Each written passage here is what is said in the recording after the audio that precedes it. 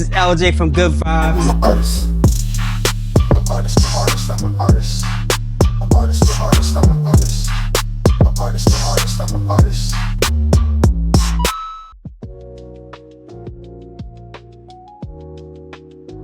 What's up, bro? Introduce yourself. What's going on? It's your boy Timothy Fletcher, the trillest, realest, illest, two ever doing the drums. You already know if it ain't Tim on the drums, then it ain't fun, cause your boy ready to go dumb. That's what's up, that's what's up. So what's your artistry? My artistry is percussionist, but I'm also a musician because I know how to play clarinet, saxophone, and a little bit of piano as well, but mainly drums. All right, let's go back to history. When you was growing up, what inspired you to become a musician? So I think when I was young, my two biggest inspirations was my oldest brother LJ and my mother. I say my mother because my mother always kept me grounded around gospel music, you know, bringing me to church and listening to the choir and things like that. And I say my oldest brother because I remember being in elementary school, he was in high school, and him coming home twirling the drumsticks around, that just looked cool for her, and I was like, you know what, I wanna see what that's about. Okay, so what was the challenges of you when you was drumming? So the beginning challenges was I didn't know nothing, and with me being like a smaller person and things like that, a lot of older people used to feel like they could run over me. So when I went to go try for the drum line, they was just like, nah, you'll never be on the line, you'll never make it, and you know, you'll never be able to play drums and all this other stuff. And I remember like when I used to play drum set for her, I used to always have a hard time like keeping the beat and staying with rhythm and things like that. So it was always a struggle with me in the beginning, and I just had to just tighten up and, you know, just show everybody that I really could do it. Okay, so even though people was doubting you, what helped you push forward? I'll be honest, it was really three things for real. Number one, the most powerful thing that pushed me forward was God. Like, I used to just pray and just be asking God, like, God, please help me become stronger. Please help me, you know, more disciplined and be able to do this. And at times I used to think I would wake up in the morning and would automatically know what to do and things like that. But God works in mysterious ways. Like, how I look at it is when David asked for strength, you know, he sent Goliath, and that's what made David stronger and more wise and brave and things like that. So that was number one. Number two, I just had to believe in myself. Like, I had to tell myself that I could really do it, and I just had to just look myself in the mirror and understand that what I'm going through is just a phase, and this is the uncomfortable I had to go through to be comfortable. And number three is actually funny. I used to, I'm a big anime fan, so I used to watch Naruto, and I used to like compare my work of how I'm drumming to Rock Lee. You feel me? Because Rock Lee was always working out hard, always fighting, and doing 1,000,000 push-ups a day and things like that. So that's how I apply my work ethic with drumming. So what is your favorite anime? Naruto, of course, always, Okay. always and forever. Okay. Are you watching anything recently? Yeah, so I just finished the first season of Devil May Cry. I just finished Solo Leveling. That was good. I was thinking about reading the manga, but I don't want to spoil nothing. I'm waiting for the Demon Slayer movies to come out, and I just read the last chapter of Boruto. Okay, that's Yeah, what's yeah. up, that's what's up. All right, so what other instruments you like and why? I say my second favorite instrument probably would have to be piano, just because of how like majestic it can get. You can either turn up on a piano, you can play something smooth to make somebody cry and make them reminisce or have a nostalgic feeling about different things. So I say piano, but I also like the trumpet, because I just love how the trumpet is a very powerful instrument. It's a brass, and you know, like the vibrations it sends through the horns can either be a high pitch or a low pitch, but their high pitch actually gets very high. But you just gotta, you know, train your lips and your throat and everything for it. Oh, that's what's up. All right, so I know you've been traveling around the world. What was your first break for you to be like, okay, this is my time? I would say when I first went to Atlanta. So at the time, me and A1 Chop Sleep, we were still a group at the time. We were still a duo group, and we had did a GoFundMe to raise money to go to Atlanta. We ain't had like no shows or nothing out there, but this is gonna be our first time ever on a plane, ever going anywhere like that, you feel? Well, not our first time going there, but our first time on a plane. So we raised our money and we went out there, and I remember I had did the Sierra Level Up video, and it blew up. And that's when I knew like, oh yeah, this is my time. This the time to, you know, really push things further than what it need to be for real. All right. I know that you met a lot of celebrities. Could you name 3 celebrities, like your top celebrity that you have met and conversate with? Yes, Young Dolph, Steve Harvey, and 2 Chainz. Okay, that's what's up. All right, could you like give us one good bit of both of all 3 of them? All right, meeting Young Dolph, that was like real inspirational because of the simple fact that like when I was sitting there talking to him, I wasn't even expecting him to be that down to earth. Most of the time, like when you meet people that got a lot of worldly things like money, cars, different things like that, they treat other people that don't have that much with less respect and things like that. But he treated me as the man I am, like he's a man for real. And I remember we were sitting talking, and he was like, what drives me to do what I do? And I was like, to be honest, like, God drives me, but I want to put my family on. Like, I want to be able to have, so my mother don't got to work or stress, and my father ain't got to work or stress. And they not stressing, but I don't want them to have to work or anything or have to need for anything. And I was like, the main goal is just to help others out. Like, I want to be the type of person that I make so much money, I can just give people money that's struggling, things like that. And he told me as long as I got that mindset, and as long as I always put God first, nothing is ever going to, you know, come in the way of what's going on. That's what's up. Yeah. So what about Steve Harvey? Steve Harvey, it was different because I'm not gonna lie, I really look up to Steve Harvey and his different things. Like, a lot of people looking at Steve Harvey because he's a comedian, and you know, what's the show he got? The Family Show. Family Feud. Yeah, Family Feud. A lot of people know Steve Harvey from that, but a lot of people don't know him from his motivational quotes and like his story about how he actually got put on and things like that. But he actually was just talking about like how it's important for us to have goals and have role models in our lives and to strive to be successful and things like that. I feel like the conversation we had wasn't necessarily directed at me, but it was directed for me to preach and help others out that's going through that situation so that I can, you know, just keep paving it on and pay it forward. Yeah, that's what's up.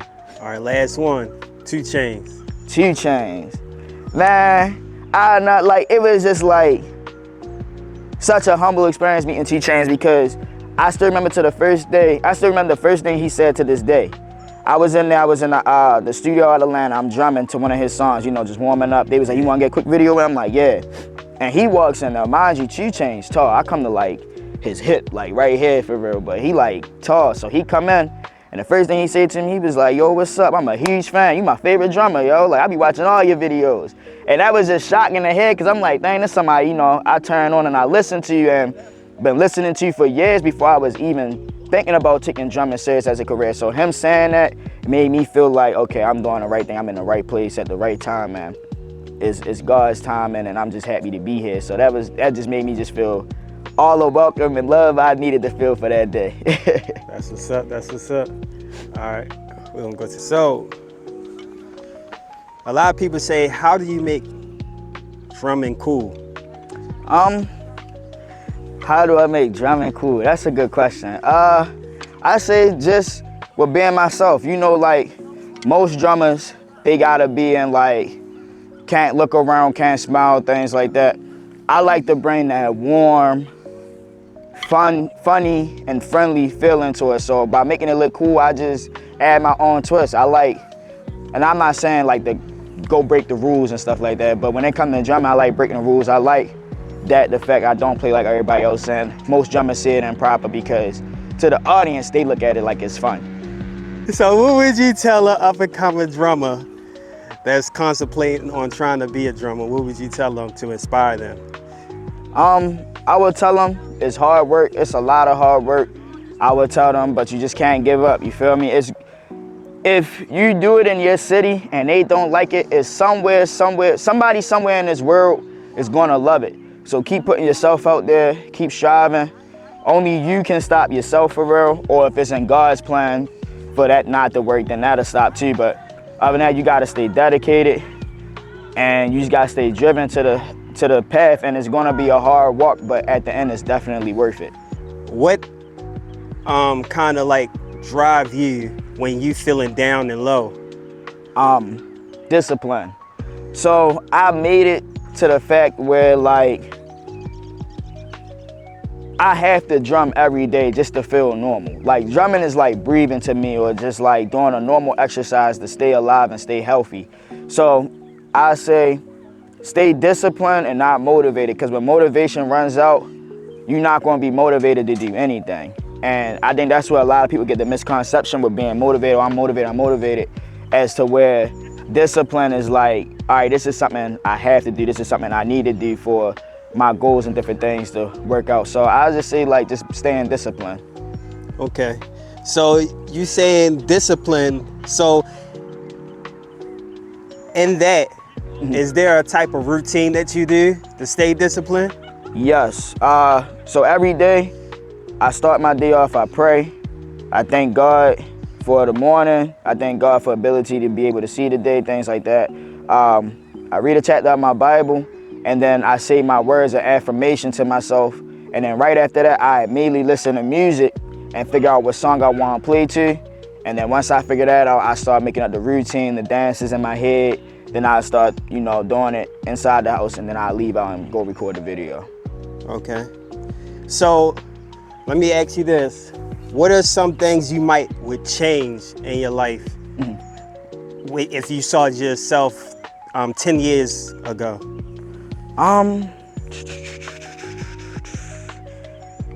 If I saw myself 10 years ago, don't be so hard on yourself. Don't be so hard on yourself. Just know that after every storm, there's sun. So don't be so hard on yourself, and understand that you're going through things to mold you and make you into a better person, to prepare you for the next level and the next level. Nice. Okay. So what are some challenges that you have on a daily, but you overcome it? Challenges I have on a daily, I still say the hardest challenge I have is temptation. And a lot of people think like temptation can mean like you just tempted to go do something with a person, or tempted to do drugs, or tempted to do this.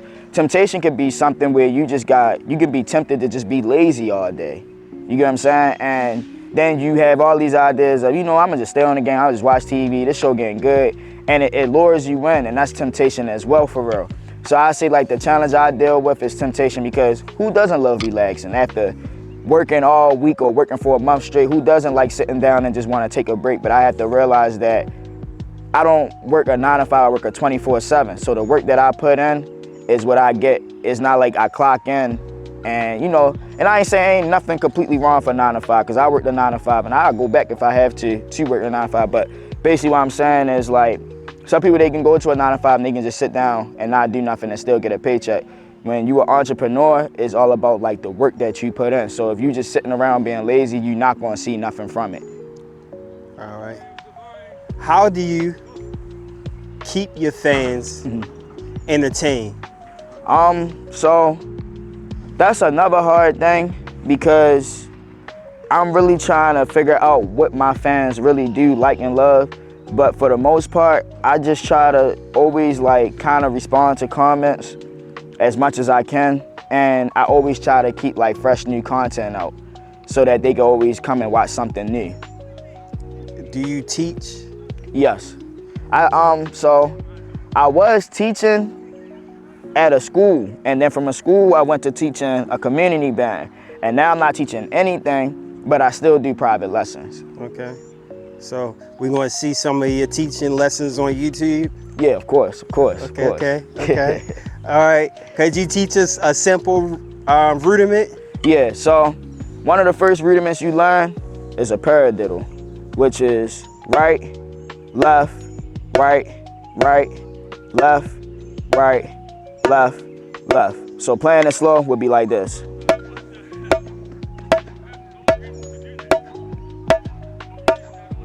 And then when you speed it up, it sounds like this. That's like moderate tempo, and then extra fast would be.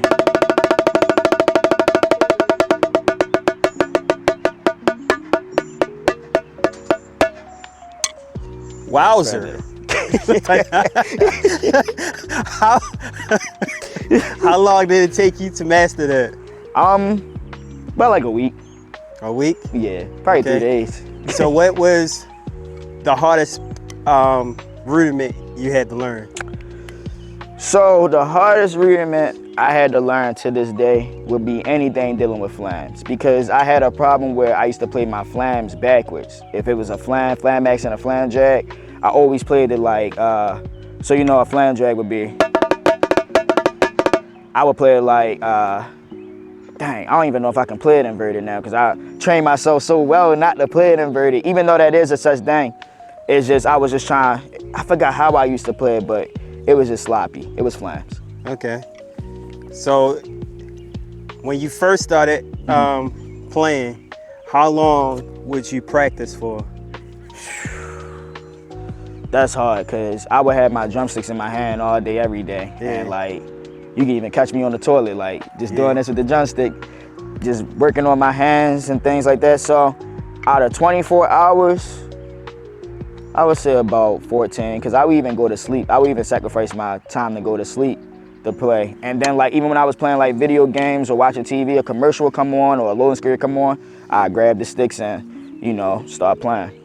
So you telling me that sticks is actually a lifestyle instead of just playing it when you want to? Exactly, it's a lifestyle. Yep. Okay. All right, so do you have any funny stories you can tell me about either traveling or playing with somebody that you can say on camera? Okay, so I got this one story. It's actually here in Baltimore. So it's me, A1 Chop Sleep, and my other friend, Mariko. Mariko, he plays drums too. And we doing this show at, I forgot, it's like some art house. But we doing a show and it's pretty tight. And one thing I don't like performing where it's not a lot of space, because if the stick go flying on my hand and it hits somebody, it's like, oh man, that's crazy. So we all playing and I'm all the way to the left side. We got my boy Mariko in the middle and we got A1 Chop Sleep all the way to the right side. I'm drumming. This is probably like when I first kind of started. I'm drumming and I go to do a hey mom, which is this for real. So when I went to go do the hey mom, somehow the stick got caught, and instead of me like, you know, like gently like trying to pull it up, I yanked it up and it flew out my hand, and when I looked, it smacked the lady right across her face like, ding, and she was like, and I turned around, mind you, we all standing there like, oh my gosh, what did I do? I'm thinking in my head like, yo, I'm about to be sued to $1 million, like this about to be over. So I immediately ran over to her. I'm like, I'm so sorry. She straight looked at me, she like, thank you so much. It was an honor. And I'm just like, okay. But I mean, it all worked out, so that was a good thing. She wanted to be hit by a stick. No pun intended. That's what's up, that's what's up. Do you have any goals of where you want to drum at next? So I always wanted to drum at the Super Bowl, and I just want to be like a main headliner at like a Summer Smash or a festival, or even BET. Like I did something at Summer Smash and I did something at BET, but it was always behind like a different artist. I want to be like the person that's coming out there and bringing other artists or other drummers and musicians along with me, and we all rock the stage and do the thing. That's what's up. So where you born and raised from? Baltimore, Maryland. Okay. Yeah. What kind of struggles in Baltimore that people say on TV that's a facade, and what's actually true? I'm